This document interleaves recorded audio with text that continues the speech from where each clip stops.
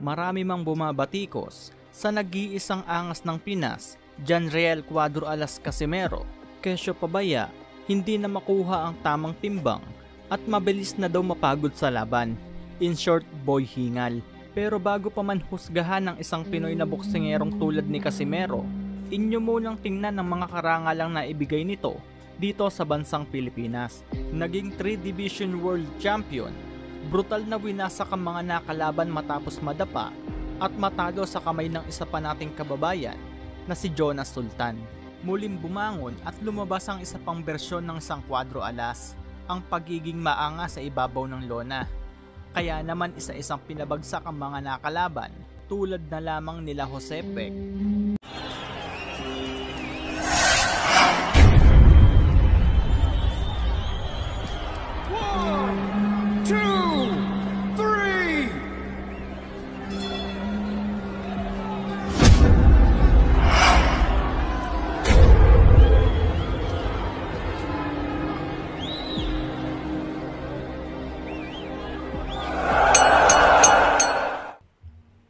Kenya Yamashita.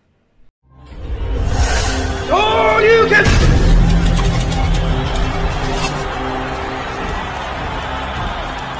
You win. Ricardo Espinosa Franco.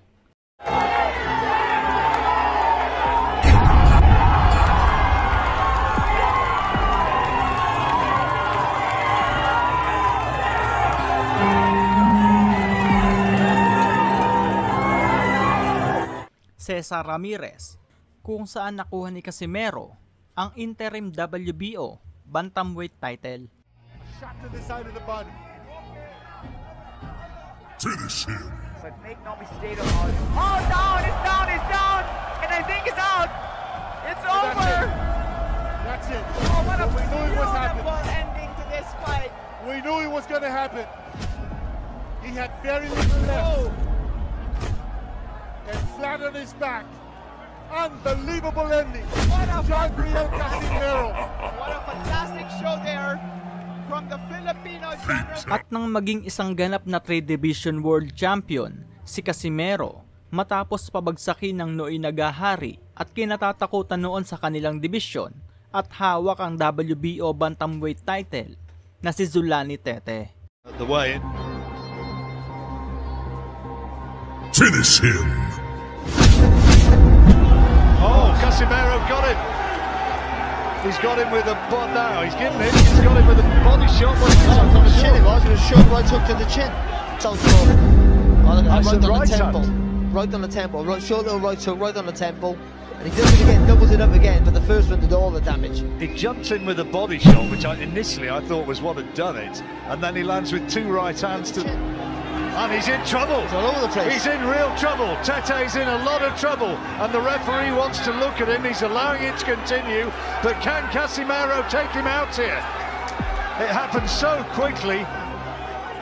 And he's still got a long way to go in this round. There's 1 minute 20 seconds. And Tete still looks unsteady. He's got to buy some time here and make Casimero miss. Casimero needs to pick his punches and he can't find a clean shot and he falls down. Tete, I don't think there was a punch which put him down. He just collapsed to the canvas. He's not recovered from the first shot. He's not recovered from the first knockdown. I'm sure of it. Referee asking, is he okay? Casimero wants to finish it right here, right now, and finish it he has. The title changes hands in sensational fashion. Zolani Tete stopped by Janriel Casimero of the Philippines, and the big South African favourite suffers a defeat which was... And new WBO Bantamweight Champion of the World, Janriel Cuadro Alas Casimero. Mas lalo nga pong pumutok ang pangalan ni Casimero sa bansang Japan nang wasakin ni Casimero ang panga ni Ryo Akaho.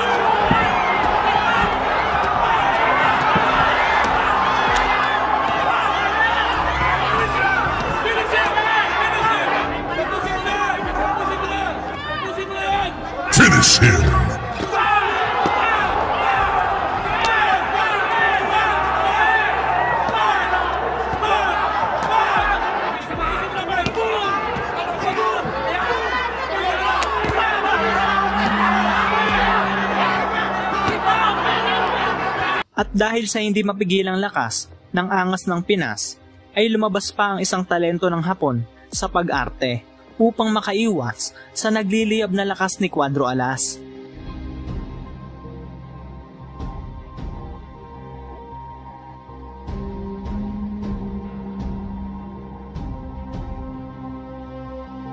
At nang talunin ng tigasing na Mekyan na si Pilipos Netumboa.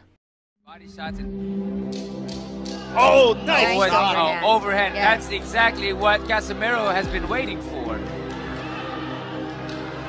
Oh! Casimiro! Saved by the bell. All that work in that round. And they get away with the... Oh! John Riel. He went out.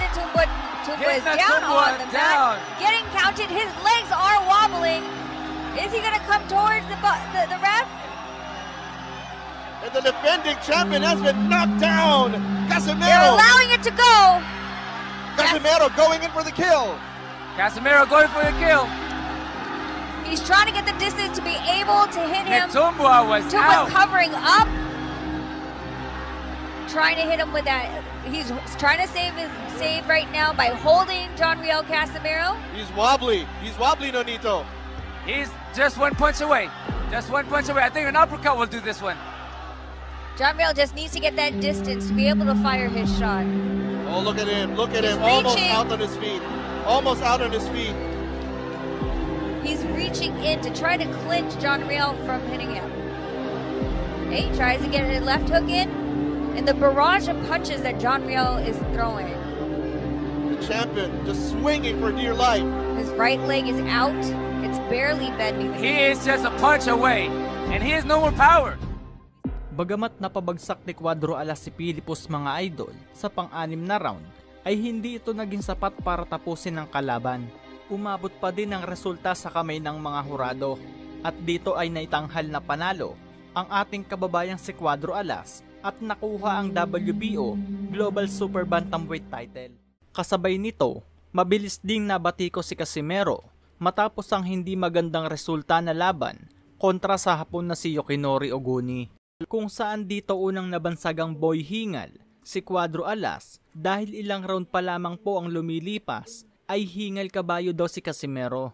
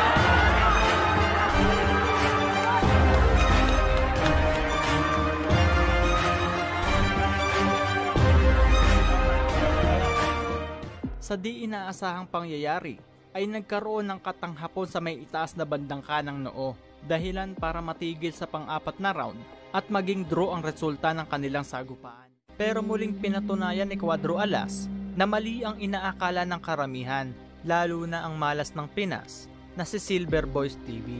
Nang makasagupan ni Casimero si Saul Sanchez, hindi man nakuha ang tamang timbang, nasunod naman ang kondisyong hiningi ng kampo ni Sanchez. Kaya naman pagdating sa mismong laban mga idol, まずは第1ラウンド、カシメロのコンディションも心配されるんですけれども、さあ、いきなりいった、手をついた、しかし右を入れた、手をついたか、どうだ、ダウンか、ダウンです。チェスもいいカウンターあったんですけどね、カトに。いや、さすがカシメロ、こういう記録ありますね。いきなりだ、まだ30秒経っていません。まずはダウンを奪ったのはジョンリエル・カシメロ。なんとかちょっと手を思わずついてしまったというようなことになりましたサンチェス。ただカシメロはかなりかかっています。サンチェスの方はランキング、世界ランキング入りはしているんですけれども、こちらはバンタム級でのランキング入りということで、階級で言いますと岩瀬さん重いんですよね。そうですね。この辺りはまたこちらのコンディションもどうかというのが気になります。いや、しかしカシメロの方はキレありますね。やはり序盤強いですね、カシメロ。いきなりダウンが奪われました。ただそこからサンチェスの方もいいパンチを返しました。ちょっとこれは目が離せません。ナイスジャブ。じゃあレフトで左フック。これサンチェスこれ得意なんですよ。もうためを作らずに左フックうまく打ち込めるんですよね。今度はボディに打ち込んでいくカシメロ。少しフェイントを入れましたサンチェス。そこに対して右から左、サンチェスも返した。左カシメロの左が火を吹いた。2度目のダウン。 Bagsak si Saul Sanchez mga idol matapos matikman ang nagliliyab na kamao ni Cuadro Alas unang round pa lang ng kanilang sagupaan. Dito ay pinatunayan ng angas ng Pinas na hindi pa din nawawala ang lakas at lupit nito sa ibabaw ng lona. そこに打ち込んでいくサンチェス。いや、カシメロが集めていく。左が入った。ちょっとサンチェス力ないですね。ただタイミング合ってますね、左フック。右から残りは40秒。少し落ち着くか。いや、まだ効いている。今のクリンチャーサンチェスうまかったですね。2度目のダウンは思いっきり効かされました。残りは30秒。左を返した。合わせにいってますね。カシメロがまた来た。このラウンドどうでしょう。しのげるか。止めた。終わった。そして余裕のワンハンドプッシュアップ。